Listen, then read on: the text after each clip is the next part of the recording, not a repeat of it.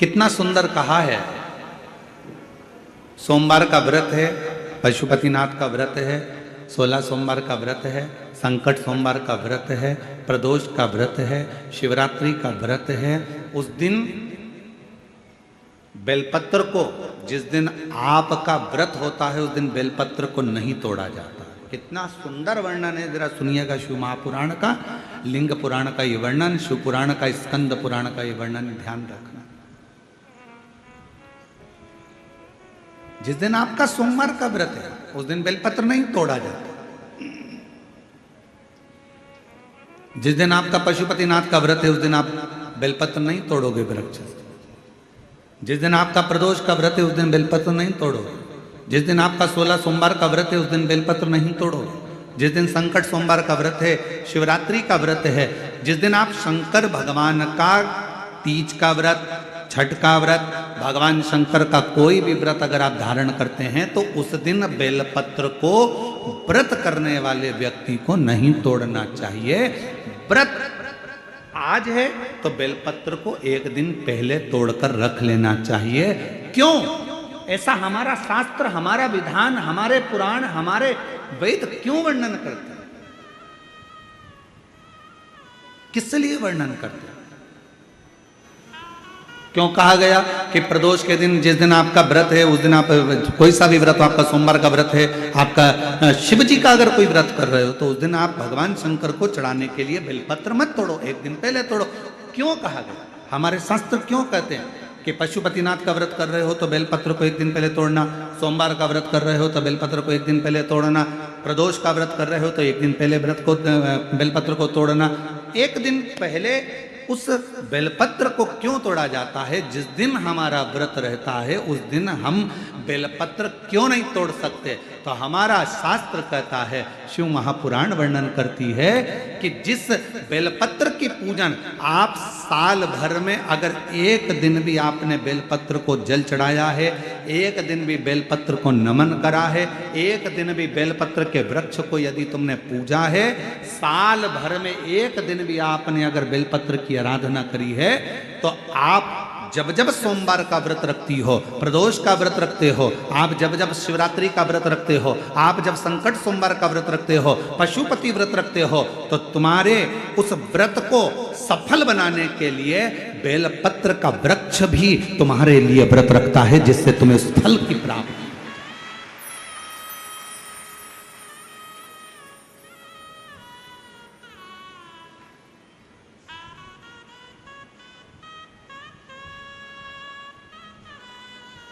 कथा सुनने आ रहे हो? घर के बाहर बेलपत्र का पेड़ है, कथा श्रवण करने जा रही हूं, बेलपत्र का वृक्ष है। नहीं, आपको अगर कथा सुनने जा रहे हो तो बेलपत्र अगर चढ़ाना है तो एक दिन पहले आप बेलपत्र को उतारो। कथा सुनने के लिए जा रही हूं और बेलपत्र रास्ते में से तोड़ लिया, कथा में जाकर बैठ गई, बेलपत्र शिव पुराण को समर्पित कर दिया या कथा में समर्पित कर दिया, या विचार करा कि मेरा बेलपत्र व्यासपीठ तक जाएगा, झोली में डाल दिया। ध्यान रखना, कथा सुनने के लिए आ रही हो, सामने बेलपत्र का वृक्ष दिख गया, उसको झुककर प्रणाम करो, नमन करो और कहो, मेरे बाबा, मेरे शंभु, आपका दर्शन कर कर जा रही हूं। मैं जानती हूं इस बेलपत्र के वृक्ष में गौरी शंकर हैं, मैं जानती हूं इस बेलपत्र के वृक्ष में नारायण लक्ष्मी है, मैं जानती हूं इस बेलपत्र के वृक्ष में 64 योगनियां है, मैं जानती हूं इस बेलपत्र के वृक्ष के तने में स्वयं कुबेर बैठकर साधना करता है। इस बेलपत्र के वृक्ष को मैं नमन करती हूँ। बाबा, आपसे प्रार्थना करती हूँ कि मैं कथा सुनने के लिए जा रही हूँ, जब मैं कथा सुनकर वापिस आऊँ ना, हे बेलपत्र महारानी, हे बेलपत्र के वृक्ष, हे शंकर, ऐसी कृपा करना कि मेरी खाली झोली को भंडार से भर देना, उसको नमन करो। और हम क्या करते हैं? कथा सुनने जा रहे हैं तो बेलपत्र का वृक्ष अपने आंगन में है या बेलपत्र का वृक्ष रास्ते में पड़ गया, 4-6 बेलपत्र तोड़ लिए, कथा में जाकर बैठ गए, कथा सुन ली, बाद में बेलपत्र समर्पित कर, ना ना ना ना, आते समय बेलपत्र को नमन करते हुए,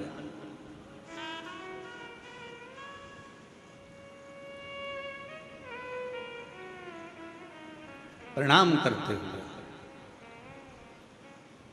विनय करते हुए और मैंने तेरे ही भरोसे बाबा तेरे ही भरोसे हवा बिच उड़ती जावांगी बाबा डोर हर तो छड़ी नामे कटी जावांगी बोले मैं तेरी पतंग शंभू मैं तेरी पतंग हवा बिच उड़ती जावांगी बाबा डोर हटो छड़ी नामे कटी जावांगी बोले मैं तेरी आप उसको नमन करिए। कई लोग कहते हैं गुरुजी हमने पशुपतिनाथ का व्रत किया, हमने 16 सोमवार करे, हमने सोमवार का व्रत करा, हमने प्रदोष करी, हमने बाबा की सोमवारी का व्रत करा, मेरा बाबा मेरे सुनता क्यों नहीं है? हम गलती कर दिए। हम जिस दिन हमारा व्रत था उस दिन हमने बेलपत्र को तोड़ लिया, उतार लिया, हम भूल गए।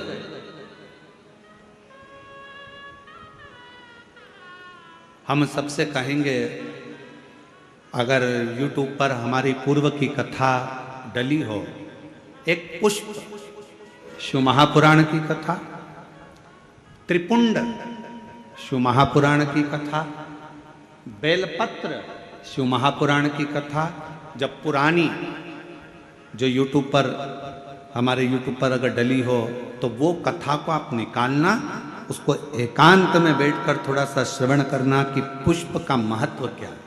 कौन सा फूल जमीन पर गिरा हुआ भी शंकर को स्वीकार होता है।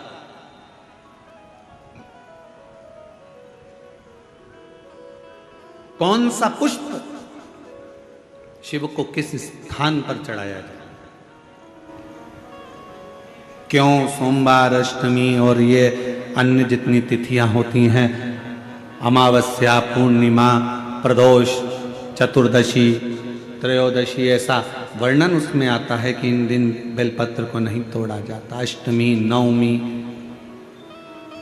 ये तिथियां हैं, क्यों नहीं तोड़ा?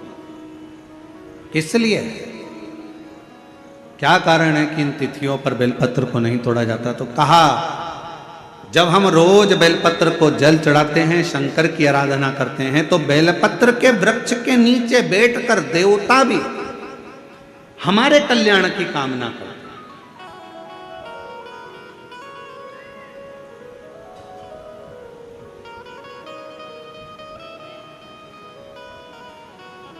कितनी बड़ी बात लिखी है। लिंग पुराण को उठाकर अगर आप पढ़ेंगे तो उसमें लिखा है 1.25 किलो सोने के सिंहासन पर